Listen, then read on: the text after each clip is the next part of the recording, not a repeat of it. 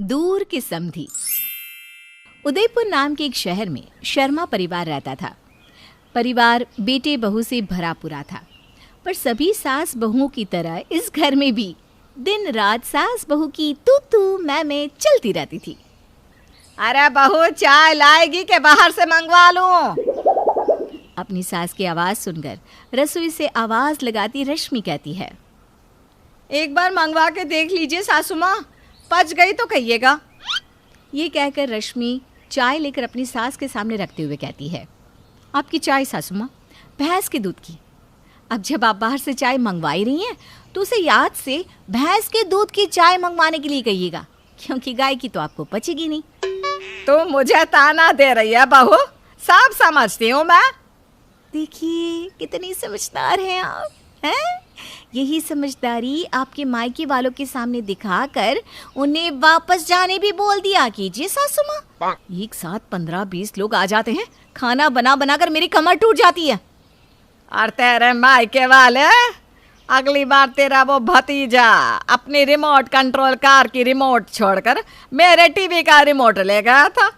जब आते हैं पूरा घर सर पर उठा लेते हैं, ऊपर से बिना बताए आ जाते हैं।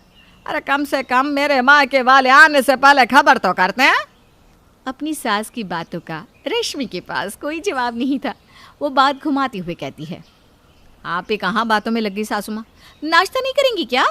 मेरी माँ कहती है अगर भैंस करे तो उसके मुंह में खाना डाल देना चाहिए। अच्छा, ये बहू क्या बोल गई?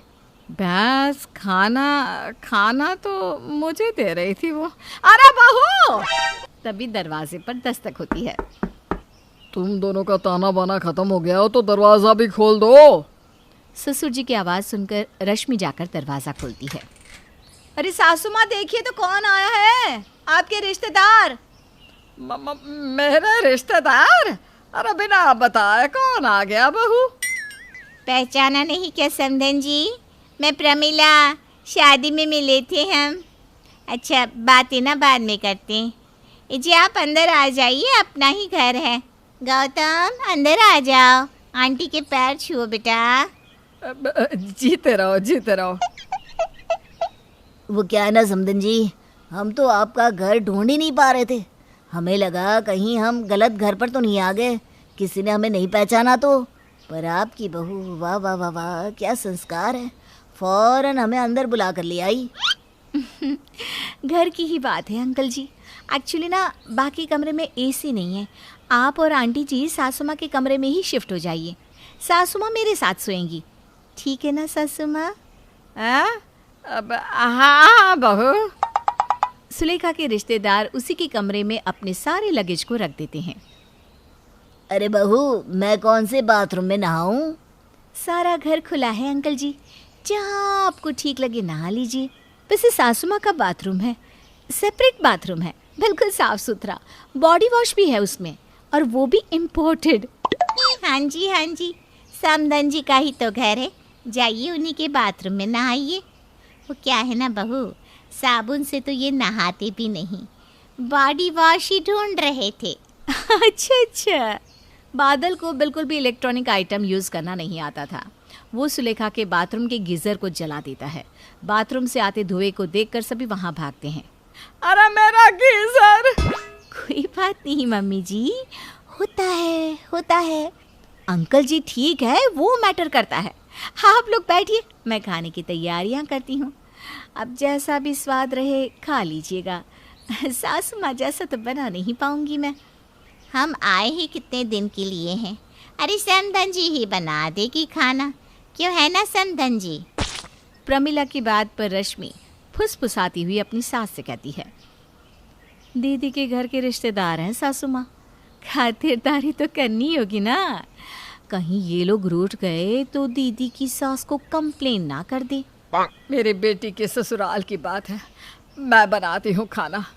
बेचारी सुलेखा आए रिश्तेदारों को अपनी बेटी की ससुराल का मानकर सारा खाना खुद बनाती है। सभी खाना खाने टेबल पर बैठते हैं। बहन जी, वैसे हम किस शादी में मिले थे? अरे वो पंचवटी में, भूल गई क्या आप?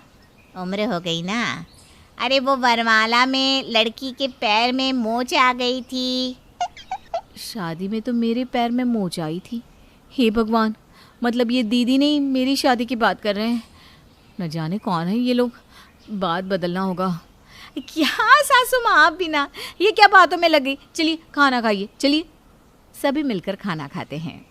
तभी बादल की फाट की आवाज़ आती है। ऐसी आवाज़ मानो बंदूक की गोली निकली हो। सुनकर सुलेखा घबरा जाती है। खाना जरा भारी था ना। इनको गैस हो ही जाती है। हाजमा की गोली होगी क्या? कमरे में ही है, ले लीजिएगा। खाना खाकर प्रमिला आराम से सोफे पर लेटकर टीवी देखने लगती है। मज़ा आ गया समधन जी, आप भी बैठिए ना। बेचारी सुलेखा जाकर अपने बिन बुलाए मेहमान के बगल में बैठ जाती है। टीवी देखकर प्रमिला हंसती जाती है और सुलेखा के पीठ पर हाथ मारती जाती है। मैं चलती हूँ बहन जी, आप देखिए टीवी। कुछ देर और यहाँ बैठी तो ये तो मेरे पीठ में ही छेद कर देगी। तभी वहाँ गौतम आता है और अपनी माँ से कहता है, मम्मी वो भाभी बैंगन निकाल रही है, लगता है रात के खाने में वही बनाने वाली है। तुम जानती हो ना बैंगन मुझे पसंद नहीं। अच्छा रुक तू, मैं बात करती हूँ। अरे सुलेखा जी, मेरा बेटा ना बैंगन नहीं खाता, तो रात को कुछ और देखिए। मतलब आज रात आप यहीं रहने वाली हैं? मेरा मतलब है आप कुछ काम से आई थी ना, वो काम ना रह जाए। बहुत अच्छी खातिर की है आपने हमारी। जाने का तो मन ही नहीं कर रहा। वो ना हम यहाँ गौतम के लिए लड़की देखने आए थे। मैं तो सोच रही हूँ कि होटल में लड़की वालों को बुलाने से अच्छा है कि यहीं इंतज़ाम कर ले। क्यों बहू? प्रमिला, बादल और गौतम मिलकर एक अच्छी खासी लंबी लिस्ट तैयार कर लेते हैं और रश्मि को पकड़ा देते हैं। यहाँ की फेमस मिठाई, नाश्ता और भी कुछ लिस्ट में छूट गया हो तो वो भी मंगवा लेना बहू। बस मेरे बेटे का रिश्ता पक्का हो जाए। 30 साल का घोड़ा हो गया है, पता नहीं क्या नजर लगी है, सभी रिश्ते कट जाते हैं। तभी फोन की घंटी बजती है। सुलेखा फोन उठाती है। अरे रिया तू, अरे ये तेरे ससुराल के कुछ रिश्तेदार मेरे यहाँ आए हुए हैं, प्रमिला, बादल। पर मेरे तो ऐसी कोई रिश्तेदार ही नहीं है mummy. I am damn sure. तब कौन है ये? तभी दरवाजे पर रश्मि के मायके वाले पहुंचते हैं, जिसे देखकर प्रमिला कहती है, भाभी आप? अरे आप लोग यहाँ कैसे पहुंच गए? ये आपके रिश्तेदार हैं समधन जी? अब हमारा घर तो एक ही मोहल्ले में है। समधन जी, ये मेरे दूर की मामी के बुआ की बहू है। अपने बेटे का रिश्ता देखने यहाँ आई थी। रश्मि की शादी में आई थी, तो शायद इसलिए आपने पहचाना नहीं होगा। पर इन्होंने तो मुझे अच्छे से पहचान लिया। अरे मम्मी अब चलो ना यहाँ से, कहीं ये लोग हमें धक्के देकर ना निकाल दे। अब हम चलते हैं जी। सीमा के साथ उसके रिश्तेदार चले जाते हैं। गुस्से में अपनी बहू को देखते हुए सुलेखा कहती है, ये तेरे रिश्तेदार निकले बहू।